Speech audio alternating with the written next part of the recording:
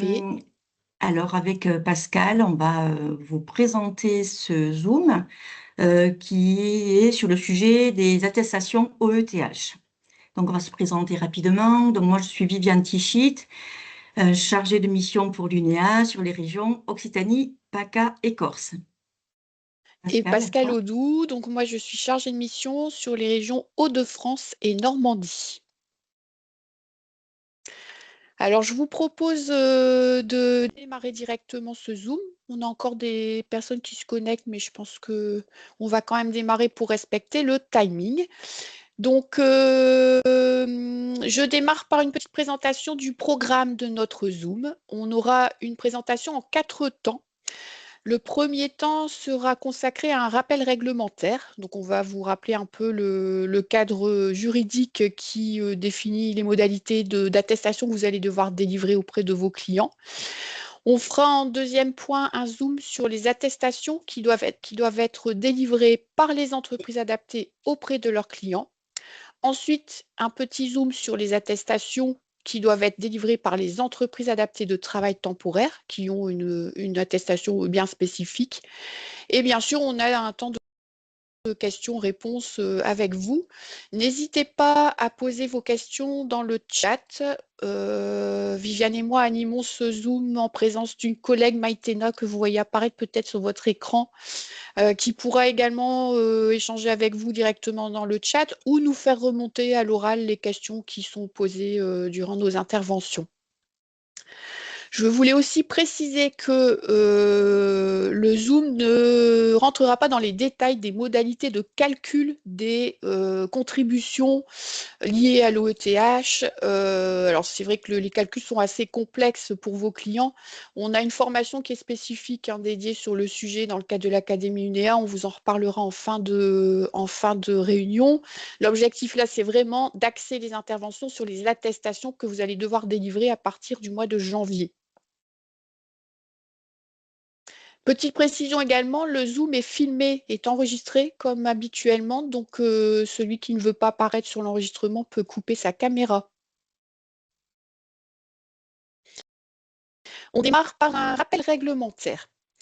Les objectifs de la loi pour la liberté de choisir son avenir professionnel étaient au départ de favoriser l'emploi direct par les entreprises. Et donc, l'objectif de la réforme de l'OETH était vraiment de favoriser le recrutement en direct par vos entreprises clientes. Un deuxième objectif était fixé à l'époque, c'était aussi de simplifier la démarche de déclaration par les clients. Et donc, depuis 2018, les déclarations se font via les DSN. Donc, en fait, on a toute une partie qui se fait automatiquement à travers les déclarations que réalisent toutes les entreprises, vous également d'ailleurs, à travers les DSN. Et l'objectif était aussi de mieux valoriser l'emploi direct. Donc, il y a eu des modifications, on en reparlera pendant le Zoom. Il y a eu des modifications sur les possibilités de réduction des contributions liées à l'OETH, avec vraiment un objectif de favoriser, c'est ce que je disais tout à l'heure, l'emploi direct par les entreprises, tout en gardant une possibilité de réduction des contributions liées à l'OETH en faisant appel éventuellement à de la sous-traitance et donc en achetant potentiellement des prestations auprès des entreprises adaptées, mais également auprès des ESAT ou encore auprès des travailleurs indépendants en situation de handicap. Pour revenir sur les principaux points clés de la loi, donc pour toutes les entreprises qui ont une obligation d'emploi de personnes en situation de handicap, celles-ci peuvent déclarer tout travailleur handicapé. Donc, tous les travailleurs sont comptabilisés, quel que soit le type de contrat. Donc, et ceci au prorata du temps de travail des salariés qui sont en situation de handicap. Donc, les entreprises déclarent via les DSN tous les salariés, que ce soit des salariés en CDI, en CDD, en intérim, et également les stagiaires et les personnes qui réalisent des PMSMP au sein des entreprises. Tais-toi. La loi a maintenu la possibilité, comme je l'ai déjà indiqué, de réduire la contribution liée à l'OETH en faisant appel aux prestations des entreprises adaptées, des ESAT et des TIH. Donc le recours à la sous-traitance reste une possibilité ou devient une possibilité de déduction de la contribution depuis la réforme. Les entreprises peuvent également respecter leurs obligations à travers la signature d'agréments spécifiques, enfin d'accords agréés plutôt, ce n'est pas des agréments, c'est des accords agréés sur le handicap. Et la loi est venue par contre limiter la durée de ces accords. Donc il y a des accords qui peuvent être signés pour une durée de 3 ans, mais avec une possibilité de renouveler une seule fois ces accords agréés.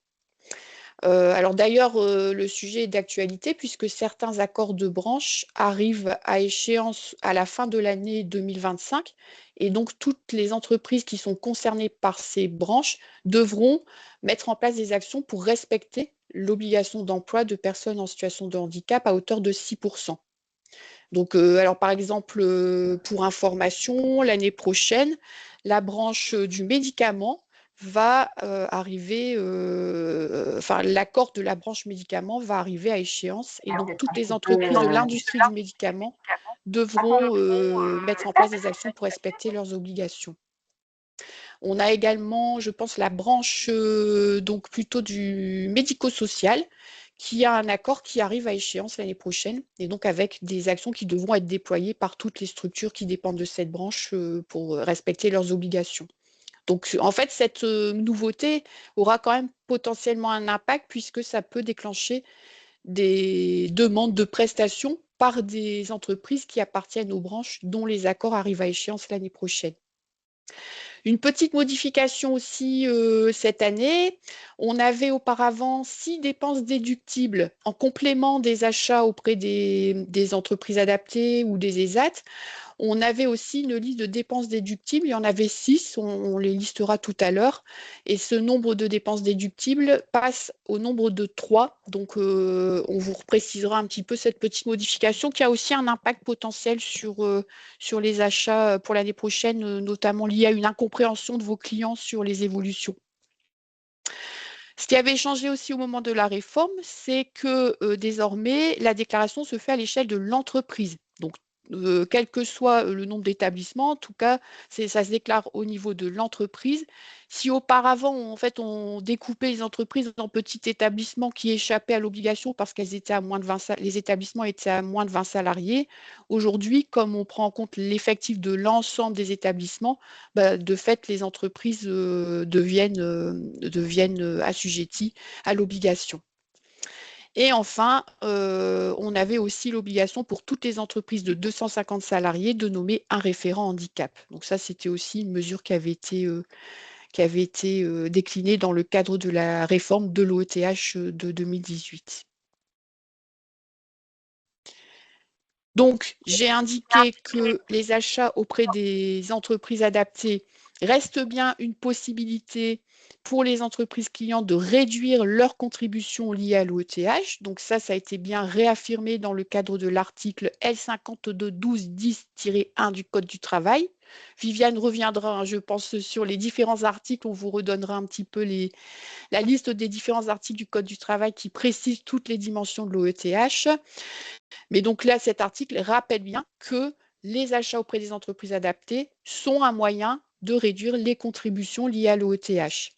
Dans cet article aussi, il est bien précisé que c'est le contrat qui permet de déclencher ces réductions de contributions. Donc l'article du Code du travail rappelle que le contrat, c'est le contrat qui lie le donneur d'ordre avec l'entreprise adaptée qui est l'élément déclencheur de la production de l'attestation de sous-traitance. Ça aussi, c'est important. Hein, donc, pour pouvoir réaliser vos attestations, il faut vraiment que vous ayez ce contrat qui vous lie directement avec le donneur d'ordre, avec votre client. Et je reviens sur la possibilité également pour les entreprises de réduire leurs contributions grâce à des dépenses déductibles, donc complémentaires aux achats auprès des EA et des ESAT et des TIH. À compter de cette année, il n'y a plus que 3 dépenses déductibles qui sont donc valorisables par les clients. On a les dépenses qui sont liées à l'accessibilité des locaux, que ce soit de l'ordre de diagnostic ou de travaux d'aménagement. On a les dépenses de maintien dans l'emploi et liées à la reconversion de salariés en situation de handicap. Et on peut avoir également des dépenses qui concourent à la formation et au recrutement, à la prise de poste et au maintien dans l'emploi de personnes en situation de handicap. La déduction de ces dépenses est limitée à 10% de la contribution brute de l'entreprise cliente. Et donc, en fait, à partir de 2025, il y a 3 dépenses qui ont été supprimées. Donc, 3 dépenses ne sont plus éligibles et ce sont principalement des dépenses de sensibilisation, donc tout ce qui est de l'ordre d'événements de type forum permettant de faire du lien, par exemple, entre les EA et les entreprises. Ces actions-là ne sont plus éligibles. Des partenariats aussi entre les entreprises et des structures telles que l'UNEA, par exemple, qui contribuent à professionnaliser le secteur des entreprises adaptées. Ces partenariats-là ne sont plus déductibles et toutes les dépenses qui concourent au développement des achats auprès des entreprises adaptées, des ESAT ou des TIH ne sont plus éligibles. Alors là, en fait, on vous l'a reprécisé parce qu'il y a une incompréhension de la part de certains de vos clients. Cette incompréhension a été plusieurs fois remontée auprès de l'UNEA, qui en fait, du coup, déduisent que les achats auprès des entreprises adaptées ne sont plus déductibles. Et donc, certains clients nous disent, bah, du coup, l'année prochaine, ça vaut plus le coup de faire appel aux EA, aux ESAT ou aux TIH. Et ce n'est pas du tout le cas. En fait, ce sont les dépenses qui concourent au développement des achats qui ne sont plus éligibles. Donc, c'est ce que je disais tout à l'heure, c'est plutôt des dépenses de type forum pour développer de l'interconnaissance entre les EA et les entreprises classiques. Un forum n'est pas une dépense déductible. Par contre, l'achat direct auprès d'une entreprise adaptée, ça reste bien une dépense qui permet de réduire la contribution. Donc, je pense que nous, on est en train de voir avec la GFIP, Viviane, pour essayer de relancer de la communication sur le sujet pour éviter que certains de vos clients ne disent, mais en fait, l'année prochaine, l'achat de la prestation auprès de vous n'est plus intéressant. On a un vrai enjeu de communication l'année prochaine sur le sujet. Un petit rappel des 2 étapes du calcul de la contribution, même si je disais qu'on n'allait pas rentrer dans le détail, c'est juste sur le principe. Donc, l'entreprise va d'abord calculer la contribution brute avant déduction. Donc, pour cela, elle va repartir de toutes les déclarations DSN. Donc, en fait, c'est l'URSSAF qui va lui donner les principaux éléments. Donc, on repart de l'effectif total de l'entreprise.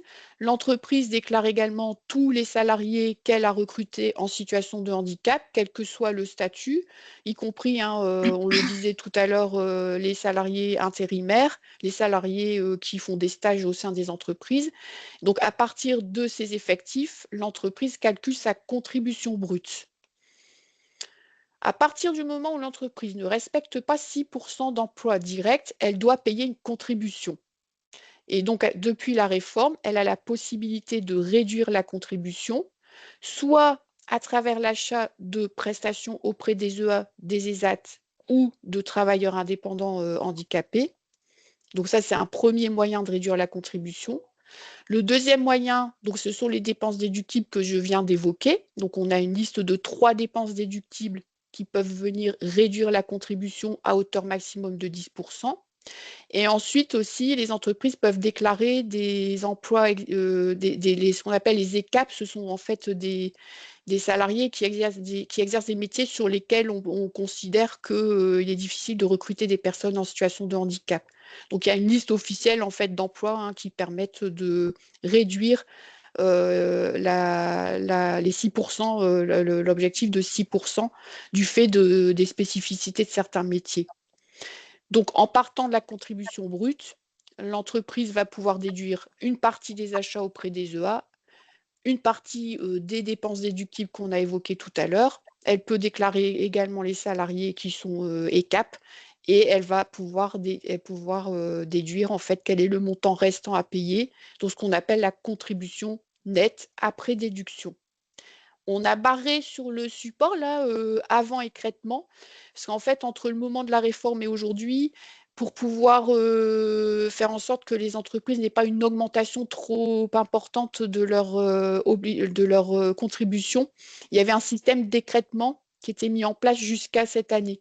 Et en fait, à partir de cette année, il n'y a plus d'écrêtement. Donc du coup, là, si l'entreprise ne respecte pas son obligation, elle devra payer la contribution nette sans possibilité d'écrêtement.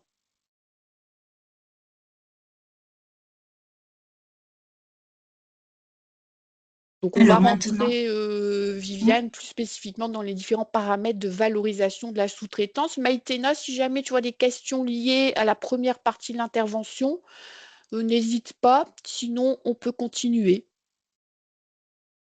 il n'y a pas On de peut questions, je continuer. crois. Pas de D'accord, questions? on poursuit. Donc Viviane, tu peux poursuivre. Oui. Oui, on va voir maintenant effectivement comment le recours à la sous-traitance via des contrats passés auprès des entreprises adaptées, auprès des ESAT ou auprès des TIH est comptabilisé.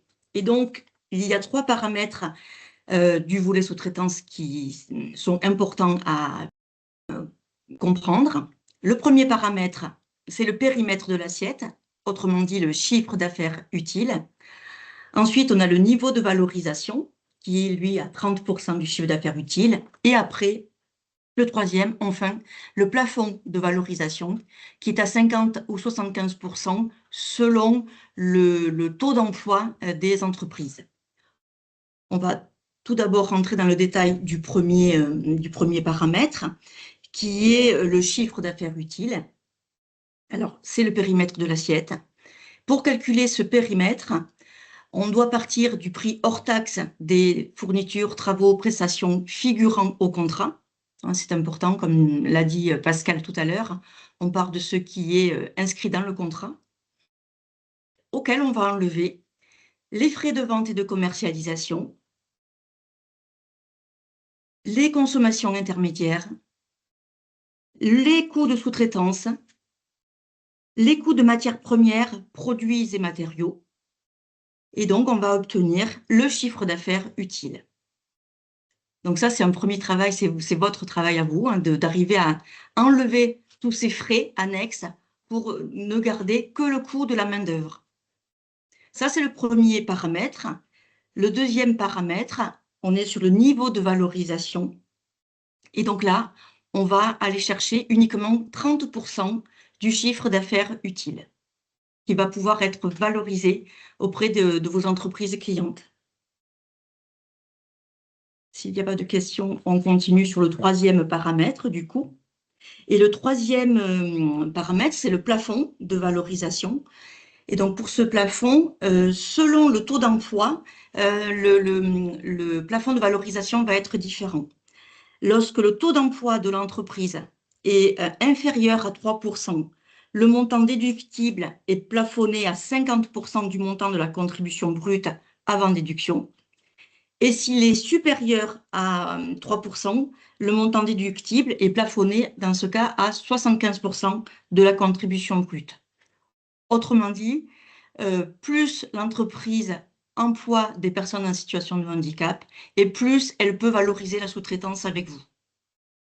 Et du coup, ça veut dire que quelle que soit la situation, à partir du moment où l'entreprise ne respecte pas 6%, il y aura toujours un morceau de contribution à payer, ce qui n'était pas le cas avant la réforme, où en fait, avec les achats, on pouvait échapper à la contribution. Là, il Tout à restera fait. toujours, puisque c'est plafonné grand maximum à 75% de Tout à fait. réduction de la contribution. Alors, on a une question dans le chat de Franck Binoche. Il semble que des EA sous-traitants auprès d'autres EA ne déduisent pas cette sous-traitance du calcul. Est-ce que cela correspond au principe ou pas? Alors, il faut qu'il y ait un contrat directement entre la structure qui délivre l'attestation et le donneur d'ordre. Donc, si l'EA sous-traite à d'autres acteurs, les sous-traitants ne délivreront pas d'attestation. Oui, il faut que toutes les sous-traitances soient déduites. Donc, que ce soit auprès de prestataires lambda ou auprès des AT et de A. La règle dit ça. C'est vraiment le contrat qui fait foi, hein. Il faut qu'il y ait Mmh. le contrat directement. À la limite, dans l'absolu, c'est l'EA qui pourrait déduire, mais elle ne paye pas de contribution, l'EA, mais c'est l'EA qui pourrait déduire de sa Ouais. contribution si elle était assujettie si elle devait payer une contribution. Ouais, je suis allée trop vite. Comme disait Pascal tout à l'heure, alors là, ça, on en a parlé, effectivement, et là, on a repris les différents textes de référence du Code du travail, c'est éventuellement pour ceux qui souhaiteraient aller vraiment lire les textes officiels. Le premier, c'est l'article L5212-10-1, Pascal en a parlé, c'est celui qui dit que peuvent être déduites du montant de la contribution les dépenses supportées par des contrats de fourniture liés à des entreprises adaptées, des établissements, des ESAT ou des TIH, contrats de fourniture ou de prestation, hein, évidemment.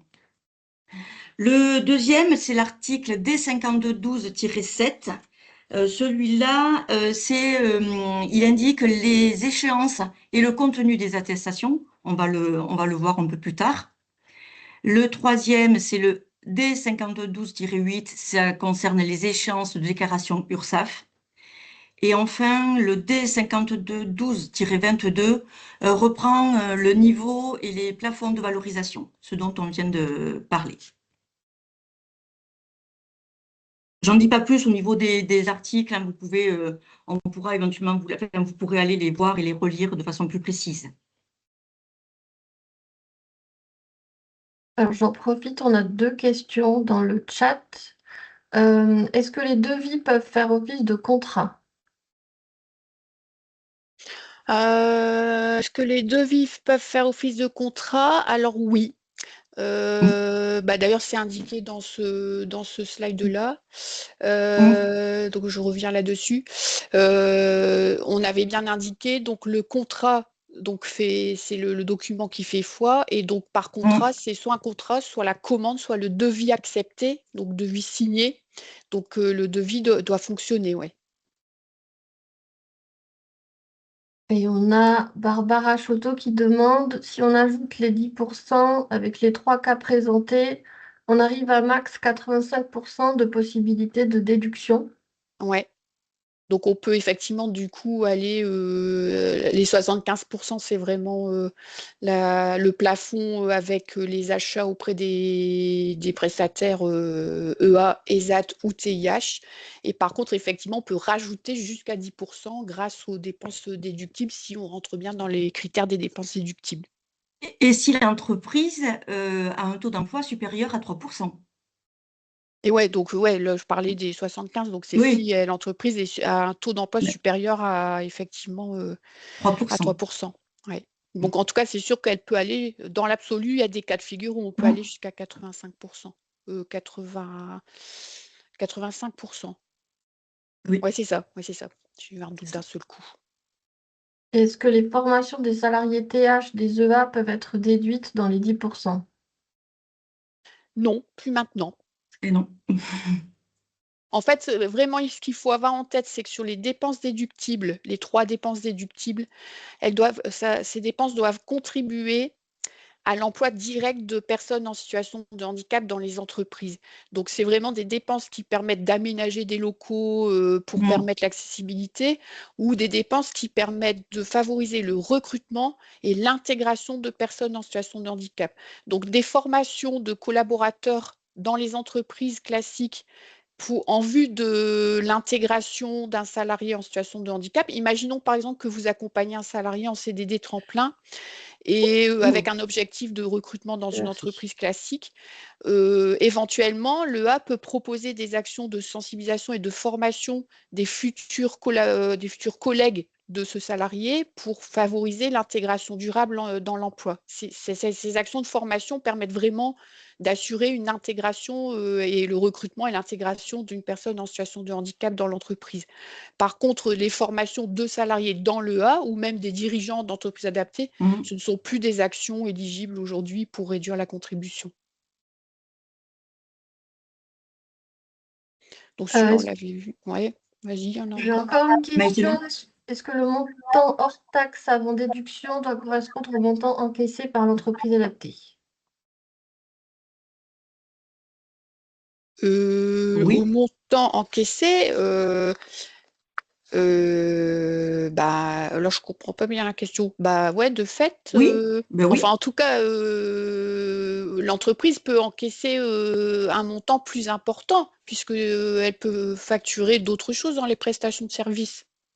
Mais dans l'attestation, elle devra quand même retirer tout ce qui relève pas de la main-d'œuvre. Donc, de fait, le montant peut être inférieur au montant qui a été perçu par l'entreprise adaptée. Je sais pas si j'étais claire. là, la question, si Excu- je comprends bien, c'est est-ce que excu- ouais, ça va, Excusez-moi, ça répond, hein? Oui, pardon, je crois que je comprends un peu la question. C'est-à-dire que c'est vrai que si on fait un chiffre d'affaires sur l'année, je ne sais pas, de 10 000 euros, mais qu'en fin d'année, on n'a que 7 000 euros qui a été réglé, est-ce que Ah, la... Ouais.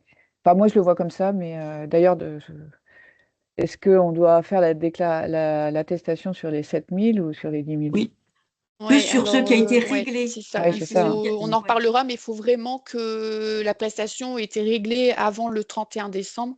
Tout ce qui n'est pas réglé n'est pas valorisable sur cette année-là. Donc, effectivement, là, il faut que la dépense soit réellement soit réalisée par le client. Sinon, il ne pourra pas Et valoriser. réglé. Et Ouais, réglé. donc réglé. Il faut que la facture soit réglée. Merci. Donc, si toute la prestation n'a pas été réalisée et qu'il reste un Mm. montant à régler, bah, ça va être reporté sur l'année d'après. Ouais, j'avais pas bien compris la question, du coup. On continue donc sur les attestations. Donc là, on a vraiment un point pour les entreprises adaptées. On parlera après des attestations pour les entreprises adaptées de travail temporaire. Là, on est bien sur entreprises adaptées. Donc, ben, en gros, pour ceux qui sont là depuis longtemps dans les EA, il n'y a pas de modification par rapport aux Mm. attestations de l'année dernière. Donc, c'est plus un rappel. Donc, pour rappel, il y a l'arrêté du 19 novembre paru le 29, ouais, alors c'est le 19 paru le 29 novembre 2020. Cet arrêté fixe le modèle d'attestation que vous pouvez utiliser. Donc, vous pouvez reprendre exactement le modèle qui est intégré dans cet arrêté pour faire vos déclarations, donc à partir de janvier 2026. Les informations à fournir donc à vos clients avant le 15 mars sont les suivantes. Donc dans la déclaration, vous mettez votre déclaration avec l'en-tête de l'entreprise adaptée et vous allez retrouver les éléments d'identification de votre entreprise adaptée. Donc, le nom du représentant légal, l'adresse, ça se fait par code SIRET, hein. Donc, s'il y a des EA avec un SIREN et plusieurs SIRET, c'est le code SIRET qui est indiqué. Donc, c'est par entreprise adaptée, par établissement. Donc, c'est bien le SIRET, au niveau du SIRET que ça se joue. Vous rappelez votre numéro CPOM et puis vos coordonnées. Et vous pouvez rappeler les références de vos clients, donc notamment la raison sociale et le SIRET. Ça, c'est vraiment la partie plutôt identification. Ensuite, vous avez le petit tableau à remplir avec les différents montants. Donc, vous allez repartir du prix hors taxe, du montant du prix hors taxe des fournitures de travaux ou de prestations effectuées et réglées. Donc là, on l'avait Mm. souligné, c'est bien effectivement réglé au cours de l'année, donc avant le 31 décembre 2025. Donc en gros, là, vous reprenez l'ensemble de la prestation en indiquant les numéros de facture associés à ce montant. Vous allez déduire, comme l'a indiqué Viviane, vous allez déduire du montant total l'ensemble des dépenses qui ne correspondent pas à la main-d'œuvre. Donc Viviane l'avait détaillé tout à l'heure, on a le coût des matières premières, les matériaux, les différents produits utilisés, éventuellement la sous-traitance. On a eu la question tout à l'heure. S'il y a eu de la sous-traitance, vous la retirez. Tout ce qui est consommation intermédiaire, vous retirez. Tout ce qui est de l'ordre des frais de vente et de commercialisation, vous retirez. Donc, il faut vraiment, la règle, c'est qu'il ne reste à la fin que les coûts liés à la main-d'œuvre, donc les personnes qui ont réalisé la prestation. Donc, de fait, vous allez faire une petite soustraction. Donc, vous partez du 1, vous enlevez le 2 et vous arrivez au numéro 3. Donc, sur le numéro 3, vous retrouvez le montant du coût total de la main-d'œuvre. Ensuite, le montant à valoriser est indiqué dans la petite colonne, enfin dans la ligne numéro 4. Vous allez retrouver le montant à valoriser dans le cadre de la déduction avant plafonnement. Donc, on vous a remis le petit tableau là qui figure dans l'arrêté. Donc, on retrouve bien le montant total de la prestation, montant numéro 1. On enlève tout ce qui ne relève pas de la main-d'œuvre, montant numéro 2. On arrive au montant du coût total de la main-d'œuvre, montant numéro 3. Et comme l'a dit Viviane, il y a un plafond à hauteur de 30% sur la partie qui est vraiment valorisable par votre client. Le client ne pourra reprendre que 30% du montant que vous avez déclaré dans la case numéro 3. Donc du coup, là, le montant 4, c'est 30% du montant de la main-d'œuvre, en fait. Donc, on l'a déjà dit, mais seul le chiffre d'affaires réglé au 31 décembre de l'année N sera comptabilisé. Donc tout ce qui est acheté, vraiment facture réglée avant le 31 décembre 2025 pourra être déclaré par l'entreprise en 2026. Petite subtilité, lorsque plusieurs personnes répondent en groupement à des marchés, le mandataire va réaliser une attestation pour le compte de l'ensemble des structures qui sont membres du groupement. Donc là, on a une attestation spécifique également pour les mandataires, où vous allez retrouver globalement tous les éléments d'identification de la structure mandataire. Donc, on retrouve les mêmes informations, le représentant légal, les coordonnées, le code SIRET, le numéro de CEPOM et les coordonnées téléphoniques et courriels. Et par contre, on va rajouter l'identification de tous les mandants qui ont contribué à réaliser la prestation. Donc, il y a vraiment une attestation spécifique lorsqu'il y a un groupement. Les modalités de calcul sont les mêmes. Donc, on va repartir des montants des prestations. On va retirer ce qui ne relève pas de la main-d'œuvre. Donc, on retrouve en montant numéro 3 ce qui relève de la main-d'œuvre. Et on retrouve un plafonnement à hauteur de 30% du montant total de la main-d'œuvre en montant numéro 4. Là, ça ne change pas par rapport à l'attestation qu'on a présentée précédemment. J'ai quelques questions, est-ce que je peux... Oui, vas-y. Alors, on a Aurélie qui nous demande s'il est possible de délivrer une attestation à chaque fin de prestation lorsque celle-ci est réglée sans attendre janvier ou au plus tard le 15 mars. Est-ce que c'est possible de délivrer au fil de l'eau, en fait? J'ai envie de dire que rien n'interdit d'anticiper. Après, il faut vraiment s'assurer que le client garde bien tous ces éléments au moment de sa propre déclaration auprès de l'URSSAF. Mais rien n'interdit. En fait, on a une date butoir qui est le 15 mars, mais on n'a pas de date. Enfin, on peut délivrer quand on veut l'attestation. On n'est pas obligé d'attendre. À partir du moment où, bien sûr, c'est réglé, c'est terminé, le contrat est terminé, la facture est réglée, l'affaire est classée. Mais le client risque de revenir vous voir en début d'année d'après en disant est-ce que vous pouvez me redonner un récap de tout ce qu'on vous a acheté s'il y a eu plusieurs prestations. C'est le risque en fait, hein, c'est qu'ils perdent les documents et puis qu'à la fin, vous deviez refaire le même boulot, je pense. Béatrice demande si le mandataire n'est pas une entreprise adaptée, est-ce qu'il peut aussi faire une attestation? Alors Oui. le mandataire, vas-y Viviane, je te laisse répondre. Oui, le mandataire, même s'il n'est pas une EA, il peut faire une attestation où il va préciser justement qui sont les membres du GME et expliquer un petit peu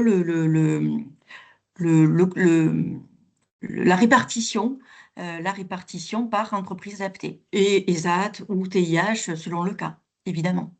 Mais le mandataire peut ne pas être qu'une EA. La prochaine question, elle est un petit peu longue. Alors, c'est Sophie Atou qui demande: avons-nous la possibilité d'ajouter une mention sur l'attestation qui précise la possibilité de déduire en dépenses déductibles?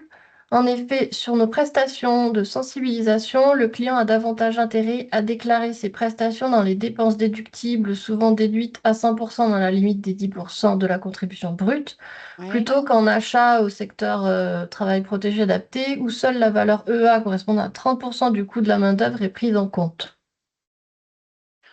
Bah, j'ai envie de dire qu'il faudrait plutôt faire une autre attestation directement en indiquant que ça rentre dans le cadre des dépenses déductibles, en fait. Oui, Je pense que pour éviter les confusions, il faut éviter de faire apparaître sur une attestation d'achat de prestation des dépenses déductibles qui rentrent dans la case des 3 dépenses déductibles qu'on a vues tout à l'heure, hein. Sinon, le client, je pense qu'il risque de pas trop comprendre. Ça peut porter à confusion. Donc moi, je ferais bien 2 documents différents. Ce qui relève de l'ordre de la oui. prestation et ce qui relève de l'ordre de dépenses déductibles à hauteur max, à hauteur de 10%. On a ensuite deux questions qui se recoupent. Pouvons-nous déduire dans le montant 2 un taux global ou devons-nous calculer au centime près le coût des fournitures?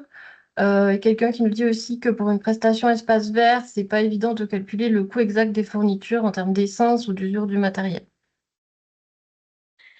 Alors ça, c'est effectivement, selon vos activités, c'est plus ou moins facile de déterminer le coût main-d'œuvre. Il y a différents fonctionnements selon les structures. Il y en a qui vont faire un calcul savant et dire que le coût main-d'œuvre, c'est uniquement X% de la prestation, de la facture totale. Donc, vous n'êtes pas obligé d'aller au centime près, mais il faut essayer d'être au plus juste, évidemment.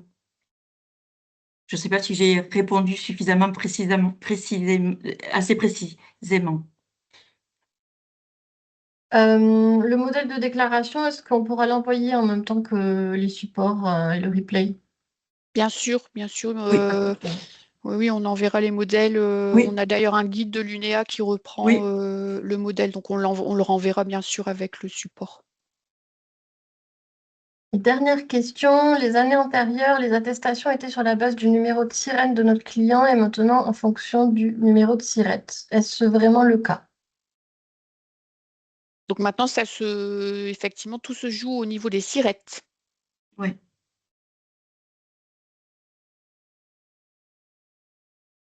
Ok, et ben on est à jour des questions. Alors, dans ce cas, Merci. on passe maintenant à l'attestation pour la mise à disposition par une EATT, donc une entreprise adaptée de travail temporaire, qui a une attestation bien spécifique à remplir. Si on peut avancer le support, Pascal. Voilà. C'est un autre arrêté du 19 novembre 2020 qui fixe le modèle d'attestation annuelle portant sur le nombre de bénéficiaires de l'obligation d'emploi mis à disposition par une entreprise de travail temporaire ou un groupement d'employeurs auprès d'un employeur. Donc, vous avez ce modèle d'attestation. On vous le mettra aussi, on vous l'enverra également en vous envoyant le support et le replay. Donc, c'est aussi au plus tard, au 15 mars de l'année suivante, 2025, donc au plus tard au 15 mars 2026, que les EATT doivent transmettre à chaque entreprise cliente une attestation annuelle portant sur le nombre de bénéficiaires de l'obligation d'emploi mis à disposition. Donc là, on a un calcul voilà, assez, il y a des petites nuances à bien comprendre. Donc, il faut, pour déterminer l'effectif des bénéficiaires de l'obligation d'emploi TH mis à disposition, sont pris en compte l'ensemble des bénéficiaires mis à disposition, quelle que soit la durée et la nature de leur contrat. Donc, on va voir un peu plus loin. Voilà, les BOTH sont visés à l'article L5212-13 du Code du travail. Et ensuite, vous avez des décomptes spécifiques.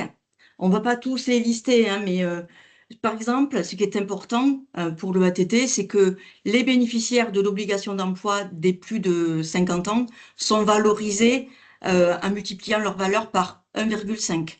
Donc voilà, ça évidemment, il faut que c'est important de bien l'intégrer. Après, il y a différents points importants. Un bénéficiaire employé ne peut pas être comptabilisé plusieurs fois au motif qu'il rentre dans plusieurs catégories de bénéficiaires. Voilà, donc on ne le comptabilise qu'une fois. Voilà, on va peut-être pas rentrer dans plus de détails pour cette slide-là. Et on peut avancer sur la slide d'après, où là, vous avez un exemple qui est donné. C'est un exemple d'un salarié intérimaire travailleur handicapé de plus de 50 ans qui est à temps complet et qui est présent dans une entreprise du 17 février au 20 mars. Donc, vous devez calculer le nombre de jours de présence durant les 2 mois donc du mois de mars, de février et de mars. Et ensuite, vous allez calculer proratisé par jour de présence sur le mois avec son pourcentage d'activité. Et vous obtenez un ETP mensuel. Et ensuite, vous devez additionner chaque mois travaillé, donc les ETP, la majoration, là en l'occurrence, puisque c'est un travailleur handicapé senior de plus de 50 ans, et son pourcentage d'activité. Voilà, donc il faut bien comprendre le mécanisme. Ensuite, vous divisez ce total par 12, hein, puisque c'est le nombre de mois dans une année, c'est 12, et vous obtenez à la fin un ETP annuel à la 2e décimale. C'est précis. Voilà pour ça. Alors, peut-être Oui. aussi une petite précision. Il ne faut pas confondre les salariés qui sont en contrat de mission donc via des EATT, des salariés d'EA qui seraient mis à disposition dans d'autres entreprises. Alors, il y en a de moins en moins de la mise à disposition, mais pour rappel, une mise à disposition de salariés par une EA auprès d'une entreprise partenaire est comptabilisée au même titre qu'une prestation de service. Donc, si vous mettez à disposition un salarié auprès d'un de vos clients, vous pouvez aussi valoriser cette prestation dans l'attestation délivrée en même temps que d'autres prestations de services que vous valorisez. Donc, c'est vrai que c'est une question qu'on avait eue en préparant, j'avais un doute, mais on a bien vérifié. Hein, donc, une mise à disposition par une EA, c'est compté comme une prestation de service. Et cette attestation-là dont je viens de parler, ça concerne vraiment uniquement que les EATT, hein, les entreprises adaptées de travail temporaire. On voulait terminer, on a commencé, Pascal en a parlé dans l'introduction, mais on voulait terminer également par ça. Aujourd'hui, c'est vraiment un zoom assez rapide qui fait un focus sur les attestations OETH. Sachez que l'Académie UNEA propose également une formation qui s'intitule « Comprendre l'obligation d'emploi des travailleurs handicapés ». Les nouveaux leviers de développement des entreprises adaptées. Donc, c'est une formation qui va beaucoup plus loin que ce qu'on vient de dire ce matin, évidemment. Hein. C'est une formation qui dure une journée, 2 demi-journées en général, et qui permet de voir comment vous pouvez aussi utiliser l'OETH comme un outil de développement pour vous auprès de vos clients. Comment vous pouvez justement utiliser ces modifications qui commencent à dater, hein, puisque ça date maintenant de 2020, mais pour justement arriver à travailler différemment et peut-être plus avec vos différents clients, avec par exemple les 10% déductibles dont on a parlé tout à l'heure. Ben voilà, donc c'est une formation qui existe. N'hésitez pas à vous en saisir. La prochaine date, je crois que c'est le 3 février 2026. Et ensuite, on voulait terminer avec cette petite slide de vigilance. On a de plus en plus de retours d'entreprises classiques qui nous font part de démarchages frauduleux liés à l'obligation d'emploi des travailleurs handicapés. Peut-être que vous avez des clients qui vous ont aussi fait des remontées dans ce sens. Nous, vraiment, à l'UNEA, on appelle à la plus grande vigilance. Effectivement, il y a de plus en plus de sociétés, associations, cabinets de conseil. Cette semaine, j'ai même eu une entreprise classique qui m'a parlé d'une commission handicap qu'il avait appelée pour dire que effectivement ils risquent d'être en surcontribution, qu'ils doivent absolument travailler avec les entreprises adaptées, etc. Donc personne ne peut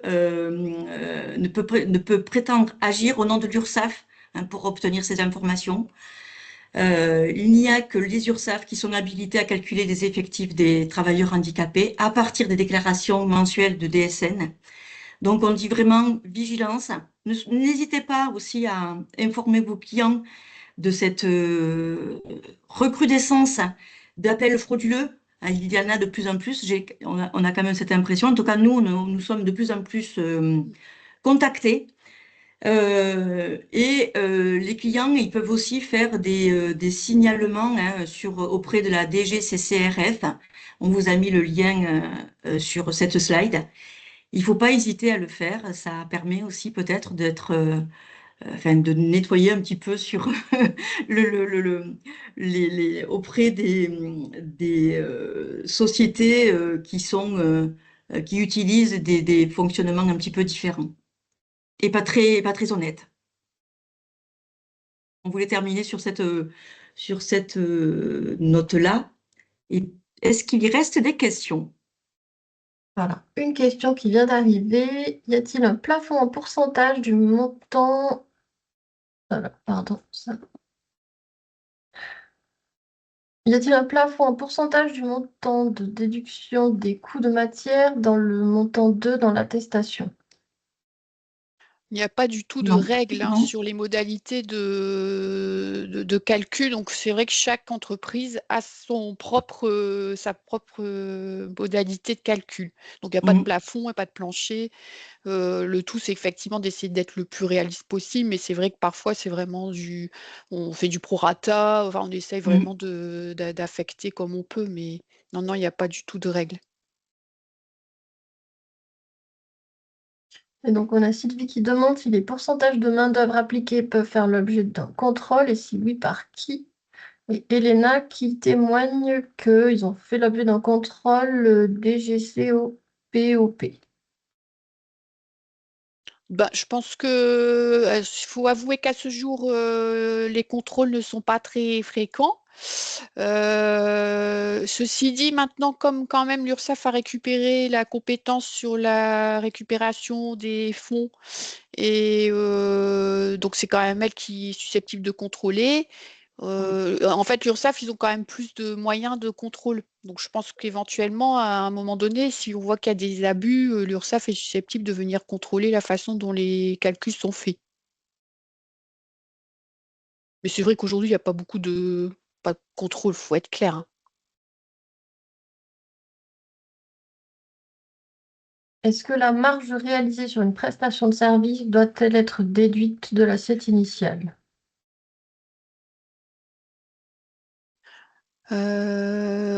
L'objectif, c'est vraiment de ne garder que la main-d'œuvre. Donc, vous retirez tout le reste.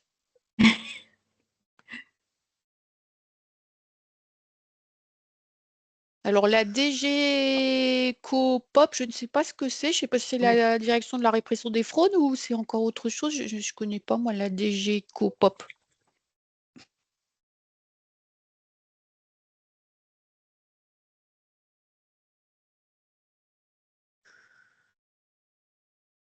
Alors, il y a une question sur, on parle du coût de revient de la main-d'œuvre.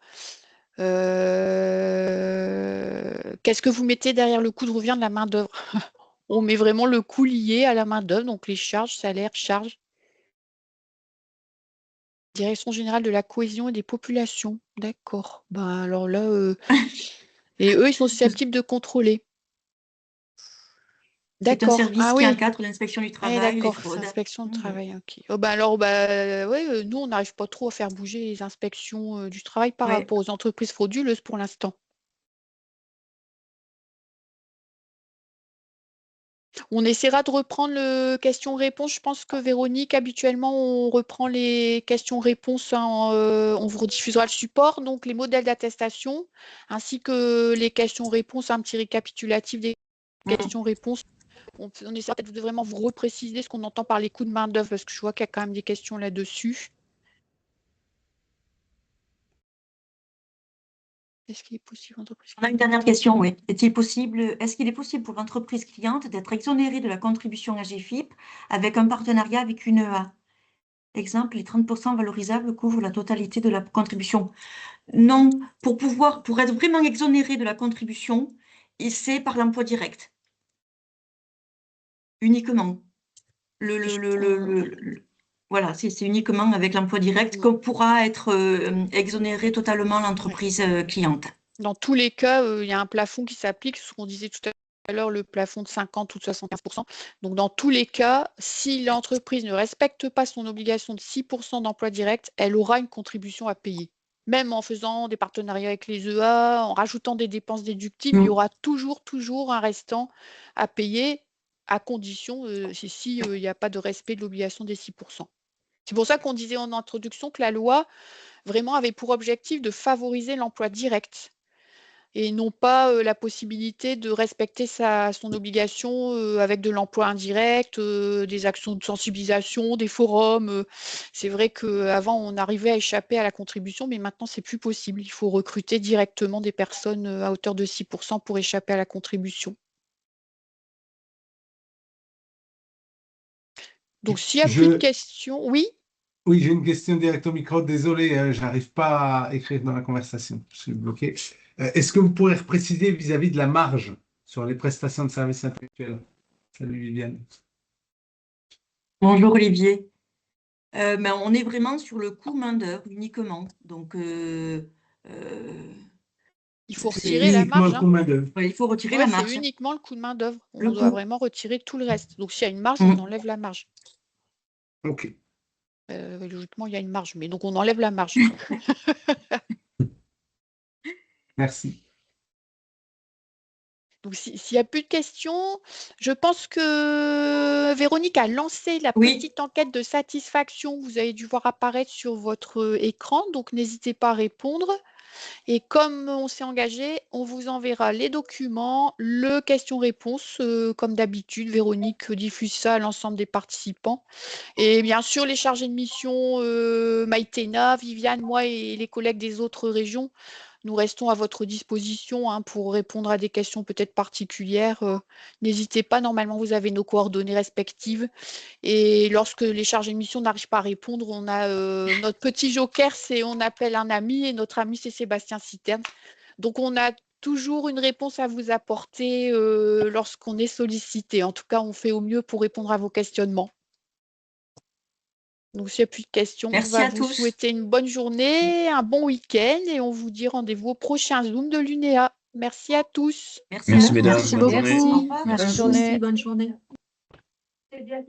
Pascal, si tu veux.